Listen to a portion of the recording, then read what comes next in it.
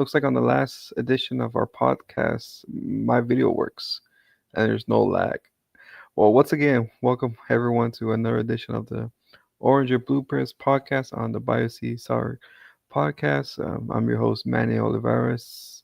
I know we took a week off last week after the last game. We just need time to reflect on what happened in the last game with Portland, but I'm not only by myself here. I got my boy Diego. How we doing? How we doing? Doing, bro. We're doing good, bro. How you feeling, This bro? dude's moving. This dude's moving into a new dig. I know. It's been a lot. It's been a lot this past few days. Not only Dash News, but just us in general. Now, bro, how you been doing, bro?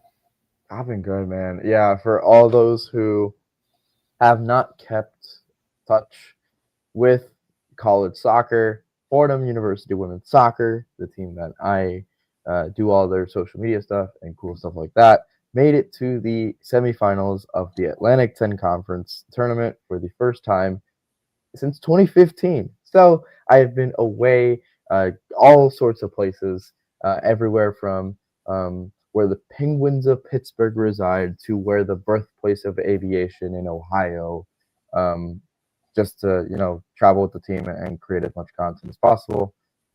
But now that that run is over, I can go back to talk about the real team that we gotta address, the Houston Dash, and I'm excited to be here. Not the way the season could have ended per se, but you know what, it's over, so it doesn't really matter too much. So yeah, let's get I'm started. I'm gonna ask you the real question, uh, Diego. Oh, the real Real journalist question. question. What is Where's y'all my Houston? Houston gear? It's in the There, wash, man. It's in the there, wash. I do not there. have. I have the college student I budget, only, man. only have I have my Rocket shirt. That's the only thing I have. I was watching the Rockets earlier, so I was I watching that. no. So I am a college student. I wish I can just go willy nilly buy all of these jerseys and stuff, but not. So, dang, hey, if you guys, Houston Dash, you guys want to send me a Maggie Graham jersey, do it. you Tag Houston Dash. Uh, uh, now, but it is what it is. I think we could just go straight ahead since Diego mentioned it. You know, the Portland game. I think it's just I think so much positivity. You were talking about everyone was talking about we have to leave the season on a good note, on a high note, and it's just like mm, I think looking at as the results go far, I think it was expected. You know, Portland was going into basically fighting for their seed on the third position. mhm. Portland was actually on on top, and then not even like the first half. 3 minutes in, Castellanos scored in. Then 10 minutes before the half, Flaming came in to give Portland the 2-0. Uh, they deserved, to be honest. To be honest, Portland was on the dash. The dash had no real threat on the ball. Didn't pose any danger for the Portland Thorns. Not even in the final third. And I just feel like it was just even like halftime. Fabrice made two changes. He kind of knew like the game was over. He took out Avery Patterson and Michelle Loze. Is like, this is it. It is what it is. You know, I think we're just trying to play, not to play for to get embarrassed. Chloe Ricketts, our 10K transfer, played a total of 17 minutes. Yeah, Do you think that was yeah, worth it? 10K? 10K for 17 minutes. I don't know. It was like 1K per minute. Dang, I wish I wish I could get paid 1K per minute, man. Wait, But okay, but did she get paid 10K or does the club get paid no, 10K? what was it? Where she came from? Where she came from? Gotham? Was it Gotham, right? Gotham. No, was it Washington? I think it's so. I Because mean, it's been, bro. It's been a while. It's been a while. You see how. Well, I remember that dude, game. I remember that game. Even though I can't remember anything else, I remember that game. That game. It was just. I think it was just something. Something. You were right. It was Washington. It was But Washington. Okay, because I yeah, specifically, fun fact, Chloe Ricketts was one of the first players ever to like one of my photos, on on my journey as a photographer at BCS. I specifically remember it was the Spirit game against the Dash where Maria Sanchez scored that crazy winner in like with seconds to spare. But that's the only reason why I remember that. I yeah, remember she was like 15 or something, and I was like, "What is a 15-year-old doing on the field? That is right. crazy." But I know it was sad to see, you know. But that's pretty much the game. I think I just want to jog your memory, Diego. Your thoughts on that game. Your thoughts, just how the Dash season ended on that game, November 2nd. I mean, it's a tough one to lose on. I think we talked a little bit about how dangerous Portland is as a team, how they kind of like the key is they try to create as much chaos as they can on the field.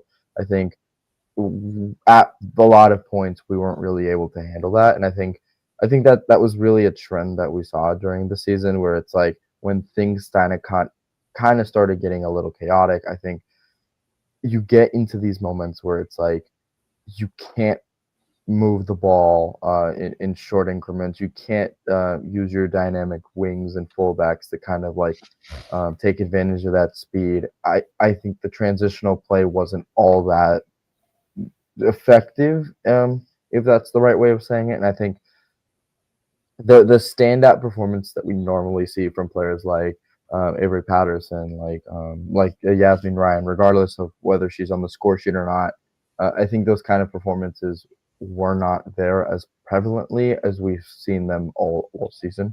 You see, I mean, we're going to talk about it later, but Avery Patterson up for Defender of the Year, I think that just speaks to volumes of how much of an impact she has had during the season. But I felt like Portland was able to really neutralize her and really figure out how to get the ball off her foot, and I think that was really key in Portland really getting a in front in that game.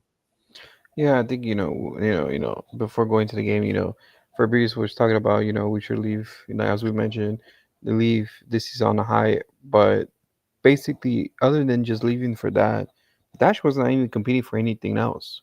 If win or lose, nothing's gonna change. They're not going to the playoffs.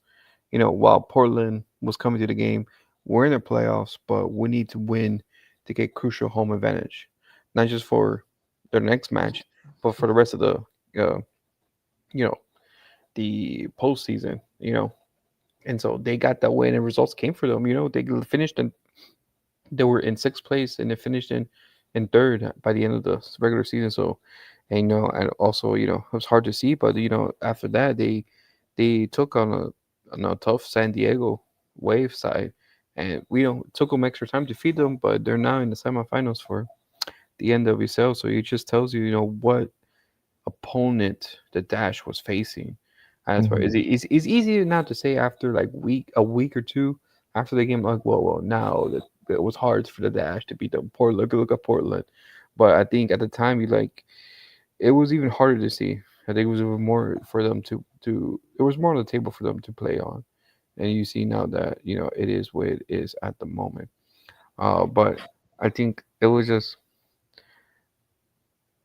also hard to see because at that game you saw a lot of people, a lot of players that potentially could be their last game in a Dash jersey. Hmm. It's very hard to see many of those coming back. We're doing our report cards right now for some of the players. So most of them are not coming back, who haven't been appeared for basically at all, but they're about to leave a free agency unless the team offered a contract extension. We will know. Some team, only Angel and City FC, have released their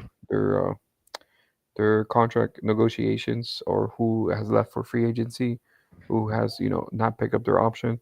So it will see how that goes by so far with the Dash. Hopefully by the end of this week, or even we won't know until after the NWSL Championship. So we'll see how it goes from there. But I think Diego, looking back now, overall this season, I think I was looking at the our past videos with, especially with Dio. We did the preview with Dio.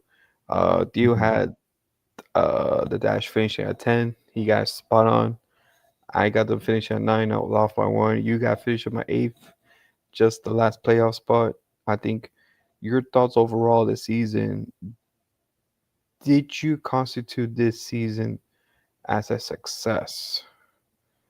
I think success could be. I think for this dash that could be superlative or subjective. Uh, Mhm. what do you constitute this season as success? I mean, I would definitely would label this as a successful season. I think um, a quote from Giannis Antetokounmpo of the NBA world: "Just because you don't win a championship doesn't mean your season is a failure." I think this is extremely an accurate statement during the recap of, of of this season, because we're 10th, but we're 6 points out of the playoff line in terms of how we finished in the regular season. Um, Comparing that to last year, where we were nowhere even close to sniffing any sense of the word playoffs, to end 6 points behind on your first season with Fabrice, like the amount that you integrated players like Maggie Graham and all over the field, I think with the season that the Dash had, and especially how rough the first half of the season was, this is an incredible leap for the Dash. I think the way that they played is a lot more fluid, a lot more akin to a specific identity. I think a culture is brewing. I think things that you wanted to see from the Dash, not just last year, but years and years and years of the past, are finally being realized. And so I think the question is, was this not just what's this a success, but can they keep pushing forward? Because it's now not just about setting the foundations because they're already being set. Now it's okay, Fabrice, year one, year two is gonna be okay. You surprised a lot of people this season. Now that's gonna be the expectation. Now players and teams around the league are going to look at the Dash and say, look, these aren't the easy 3 points that we've seen in the past. This is a team that can compete. This is a team that can just keep hanging on. And I think Fabrice is going to have to learn how to deal with that. The players are going to have to learn what that feels like, because it's pressure, it's new pressure, it's especially what a playoff team is going to be facing. A team that when you look at them on the opposite side of the field, you're looking at them not just a hey, it's a free 3 points. It's a hey, we have to fight. We have to compete. I mean, Portland Portland showed kind of the mentality um, when they played us last couple weeks ago. I think um, that kind of mindset was, hey,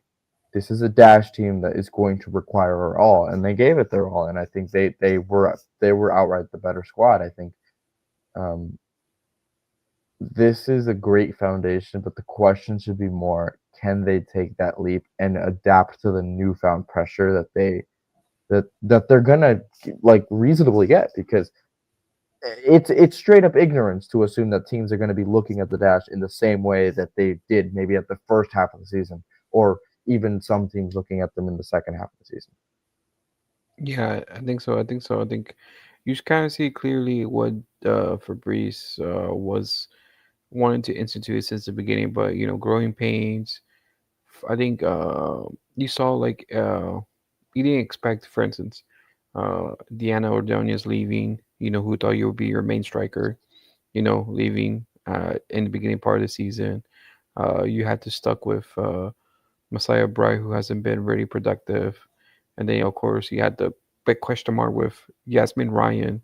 What's her favorite position? Where we could get the best out of her, on the left side, on the right side, on the striker position, or at the 10, and so, and also you had growing pains with Maggie Graham.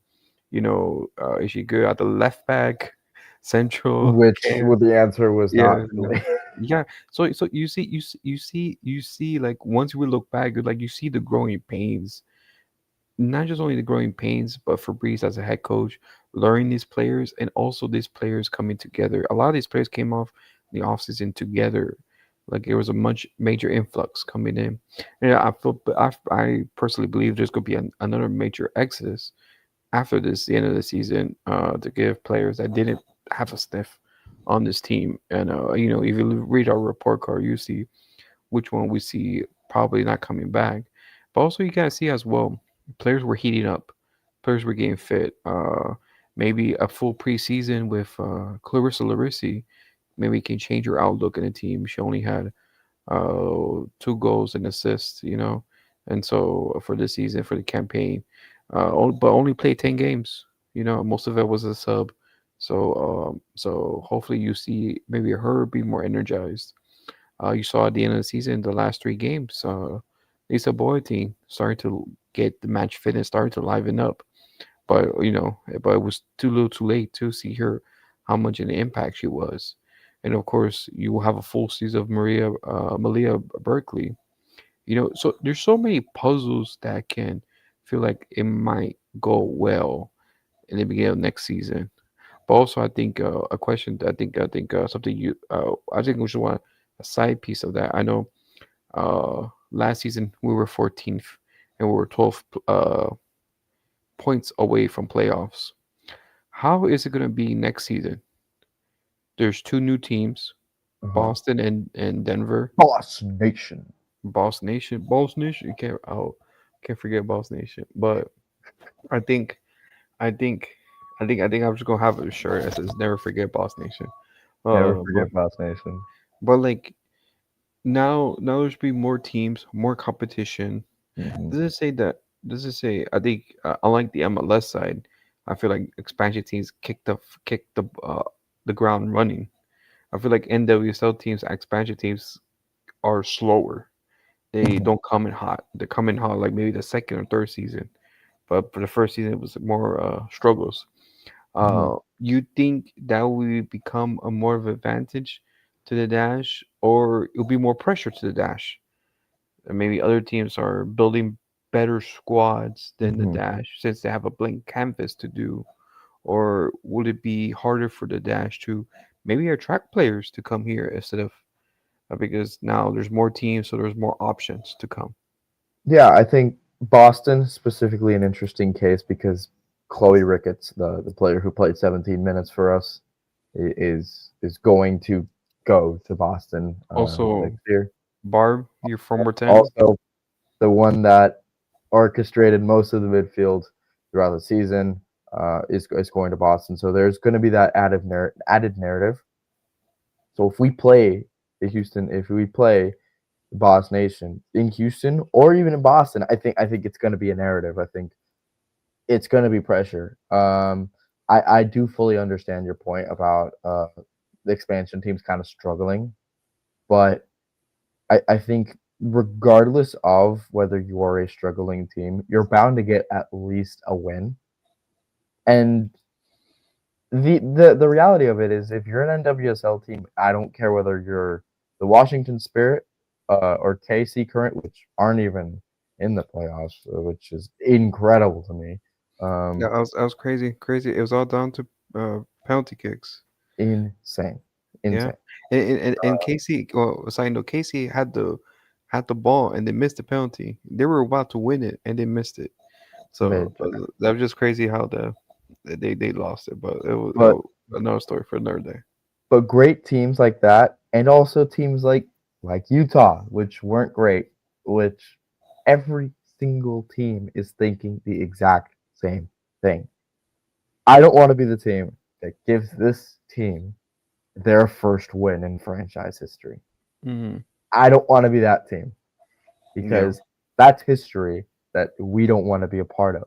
And if you're the Dash and you're thinking, oh wow, the person orchestrating that midfield on the other team is the one and only homegrown Barbara Laveri, you don't want to be that team any like anymore. I think it's definitely added pressure because of that narrative and because of the fact that you have one of those expansion teams like Boston that just like it's written in the stars for us to be the first team to lose to them. just because of the narratives and kind of like Mhm.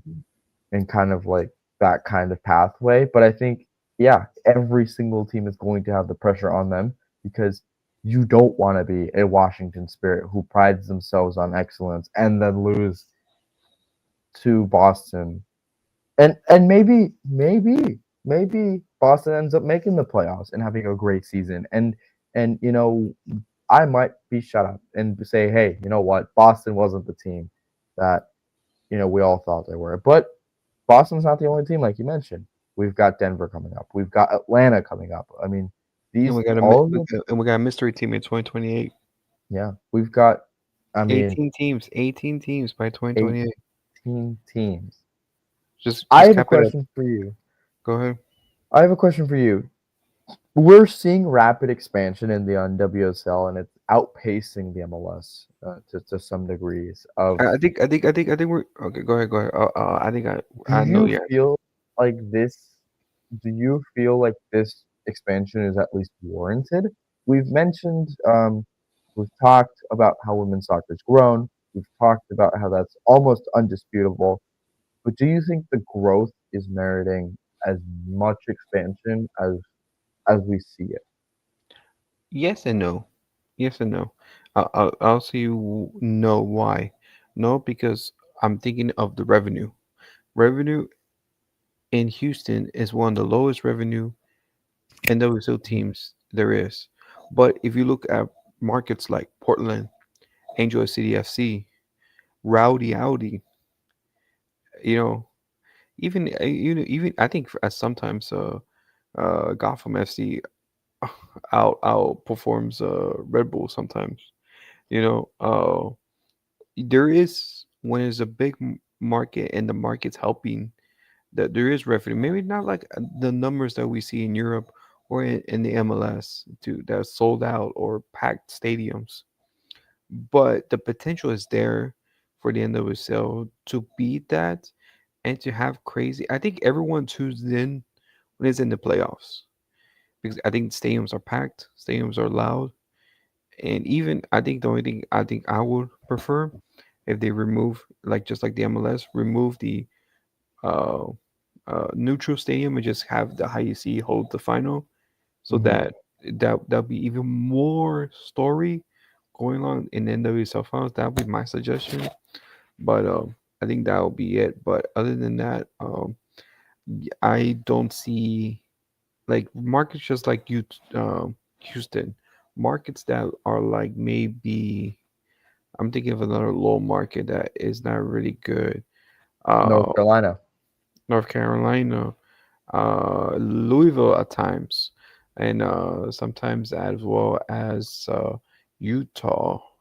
That Utah had a good start, but tipped at the end right now, almost similar numbers to the Dash.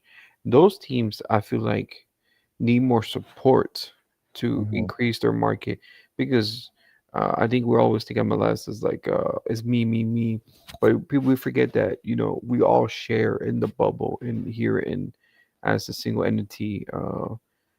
So all the teams belong to the league at point. So like we have to support each other and grow those markets. If we don't grow together and the markets are weakened, we're not helping the league grow. I Hmm. get some of the decisions they make, like for instance, Atlanta. Atlanta has great support, even Atlanta Brilliant, United. So I think brilliant. that would be a good support. I think, for instance, like a place like Boston, great, great destination, great scenery. I think a market that will succeed. Denver is iffy. Denver it could go both ways. Denver could really go both ways, but it's just too Hmm. soon to tell how it is. My question, there's no question of recruitment. They got eliminated the college draft, so any those team can go to any college and contract a player, And so basically, there's no waiting of the draft to pick a player. Now they can just go out there, get them in non-invite roster invitee, have them try out and sign them. So basically, that door is open. Even though it just pushes the teams more to look out for them players. So if you want a good player on the cheap that's developing, that is playing a good system, you have to rely on your scouting department to find them instead of going out for foreign players and you have to pay that transfer fee and everything. You have good market, you have good players in college. You just have to go out and find them. You as an NWSL team, you have to go find them before either your rivals or the USL Super League finds them and contract them. You know, Go to Fordham. Check out the so Fordham players. so I don't think I think in that regard, NWSL does have the right to expand. Players are out there. The college system is still out there. The college system, the draft, limiting the draft doesn't mean the college system is dead. It's still alive. It's still active. Now it's up to the teams to find the players. But now it's about support on the growing the market. You know, we heard Houston selling their team. You know, nothing has happened since. It's been a month and a half. So how is I think my real question is, will these new owners or existing owners continuing supporting their teams? Time will tell. Time will tell. But I think going back to the conversation of the dash next year and moving forward, right now, this is a successful season. The dash is building momentum.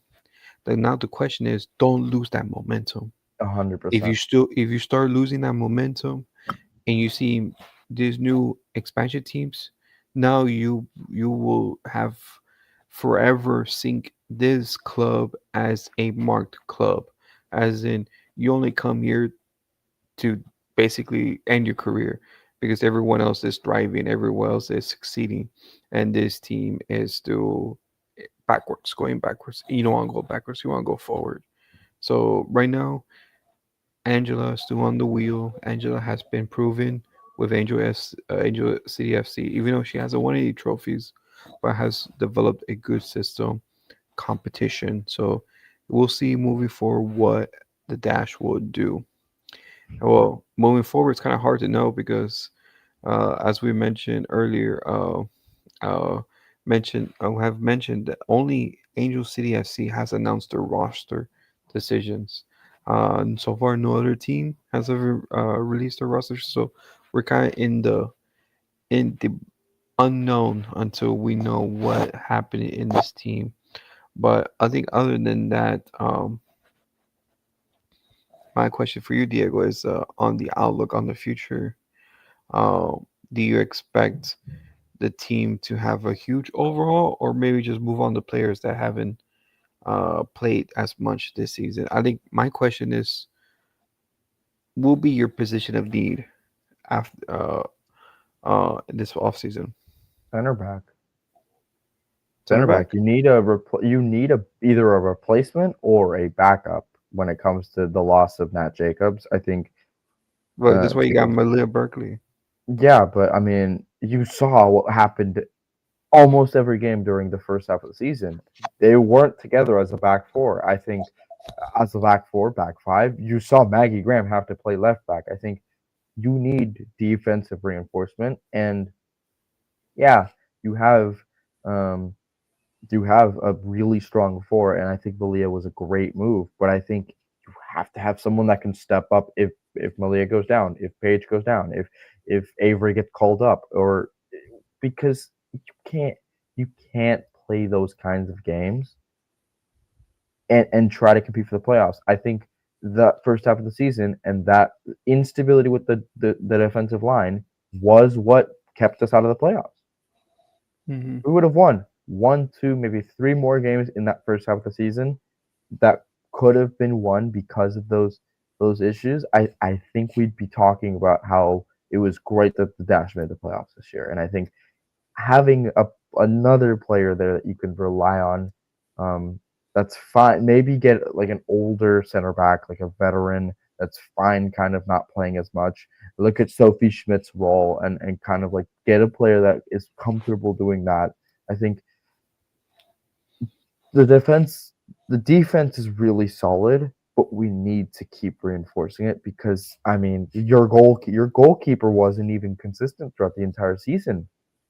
That's the one position you have the full confidence that you know who's going to be there day in and day Mm. out, and we didn't have that. So all across the back line, there were giant question marks, and it took us way too long to finally get that stride of luck. And I think we cannot just rely on on that stride next year if we want to make the playoffs. I think I So I think say I think center back. I think for me, I'm trying to be general.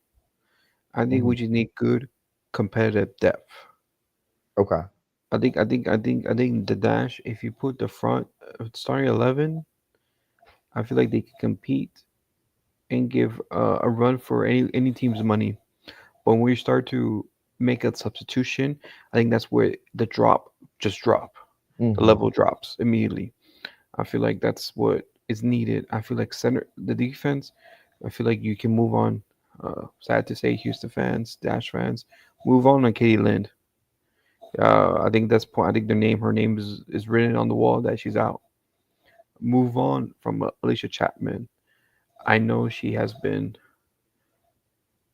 a staple in this team. Alicia Chapman. I won't forget just the just her like tenacity on defense. She always head first on everything, but she ain't getting younger. I'm sorry. I'm sorry. It's time to move on and find a younger. That's why you had Anna Elfredi there to compete because you would think she recovering from injury. You think she will offer some competition. You know, maybe and then midfield. Of course, I know you have Danny Calaprico and Maggie Graham. I think Sophie Schmidt will stay for finish her 1 year next year, and then I think after that just finish it up. Sarah Putigam is still iffy. I feel like she offers great experience, good moments, but not very consistent. But she's still experienced and still young enough, so I still rely on her, but just not very consistent. Belle Breedy, I think she's hurt. She's gone. She hasn't played maybe 1 or 2 minutes this season. That's how much I'm confident that she played.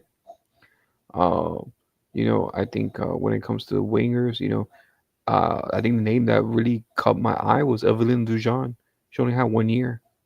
This is her. She goes free agency next season.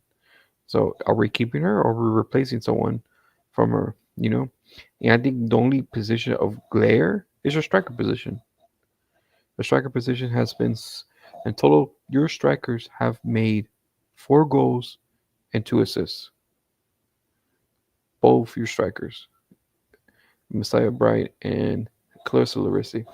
You give Clarissa Larisi the doubt. She only played 10 games. So you think a full season, maybe it will change. But Messiah Bright, I have no idea. But you gave her a 2 year contract. You have Clarissa Larisi up to 2027. So it's so much. I think you're kind of stuck with Clarissa for 1 more year. But Messiah Bright, you kind of didn't have to make that deal. But it's like now you have her for another 2 years as well. You're like, what to do with her? I feel like that's my question. And I feel like the only glary other than the back line is just that striker position. It's like it's blaring. But I already mentioned that's a lot. I already mentioned you already 4 or 5 names that are about to that maybe could be gone, and you could bring in 4 or 5 real strong reinforcements. Positions in need. You also gotta think as well. I've been watching a lot of Zoe and Rebecca over in uh, Liga F in the Spain league. They've been playing a constant minutes for their club, good competitive minutes. So you never they might bring them back by the time their season ends, and have them integrate in our team and see how well much they've grown, how much they develop. Hmm. So you have that well. So it's I think it would be a very interesting off season for the Houston Dash. So so I think both Houston teams, Houston Dynamo, Houston Dash, will have interesting decisions to make on regard to roster and see next year how they will come back, how will they fight back, and so this will be very interesting. But it's very hard to know in the future because right now we're just waiting for the season to end with the playoffs and the championship and see. Hopefully by then the Houston Dash will receive let with that with any announcements. But like you mentioned before, Avery Patterson was voted Defender of the Year. I think if you look at the statistics, she has been the top left back, right back in the league, I mean, just behind Izzy Rodriguez. Literally just behind her by a speck. But Hmm. I think no doubt she will be. If it not should be Defender of the Year, I think she'll be still in the starting 11 for the best. What's it called? The best team of the year. The team of the year. Team of the year. Yeah, team of the year. I think she will be that. How you? I think Rudy and everyone may not have put Avery as the best player or the best defender of the team, but I think maybe her game hasn't been flashy this season as compared to her rookie year. But yeah, if you look at her stats and her position and her gameplay, it proved to be that she was the focal point of the team, not only in defense but attack. I I think agree. how you read her season, and you think she deserves Defender of the Year, or that's a stretch too much? I don't think it's a stretch. I don't think she's gonna win it just because often not when you're kind of like not outright leading your position statistically. I mean, Rodriguez was bound to have a really great season. I mean, that's a player that you expect kind of that top performance from. I think Kelly Sharp, Scarlett Sharp, Kelly Sharps. I think Patterson is in a funny position where like we know how elite she is, Yeah. but it's not as visible this season as it was last season, and it was purely because of kind of she was forced to do the the the quiet work behind the scenes, orchestrating the team, kind of like the game flowing through her, and that's harder to spot. And I think the voters are gonna see, oh, less less output when it comes to that Yeah. flash. But I think the performances, we were talking about how Patterson had a bad game against Portland, but a bad game on her standard is still a solid enough NWSL left back or right back. I don't know what else to say. When that's a bad game, you're talking about an elite Hmm. player, and I think there's not much else to be said. I think she definitely deserves the recognition as a finalist.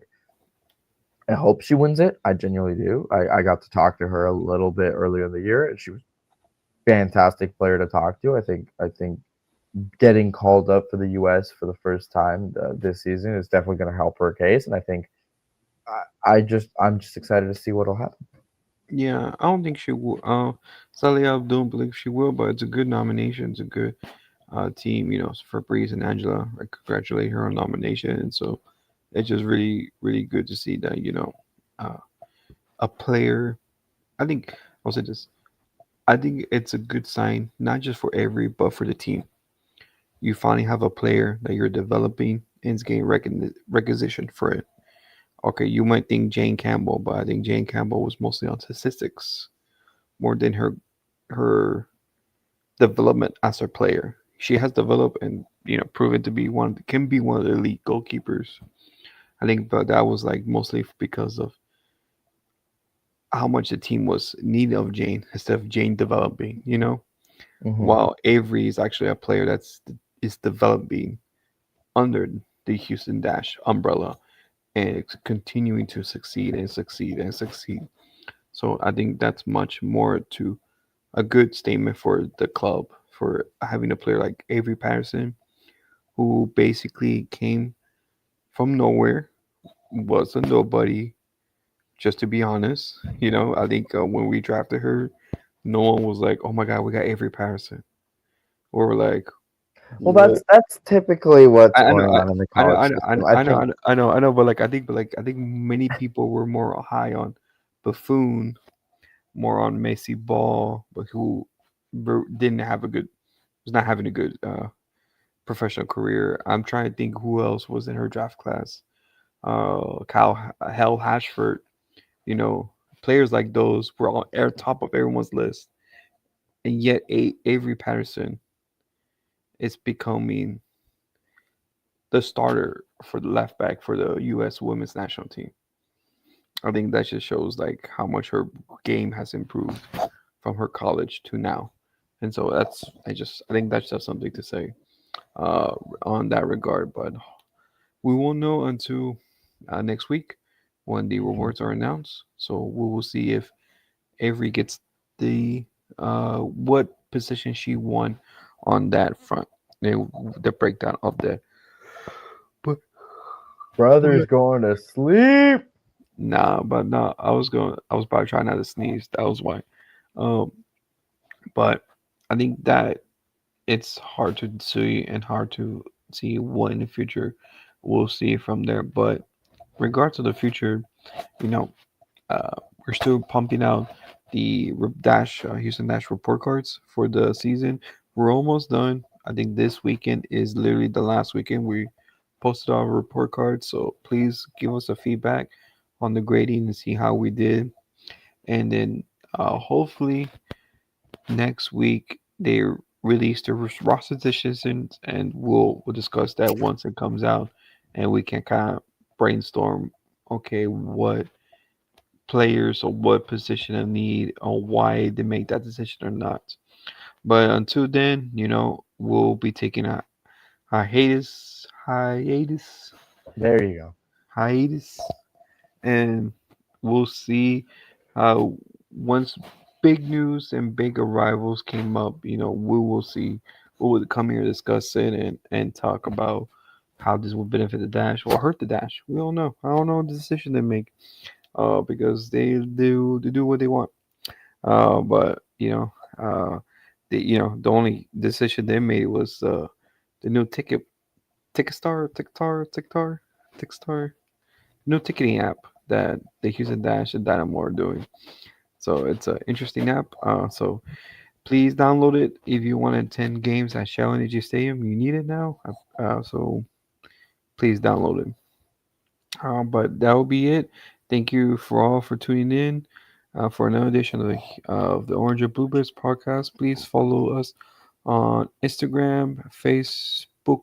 I think we still have Facebook, X, YouTube, Threads, Blue Sky on Bayou City Soccer, and also look at our website biocitysoccer.net. Thank you for our sponsor at Ugly Guppy, Alotes Bravos, and We Got Soccer.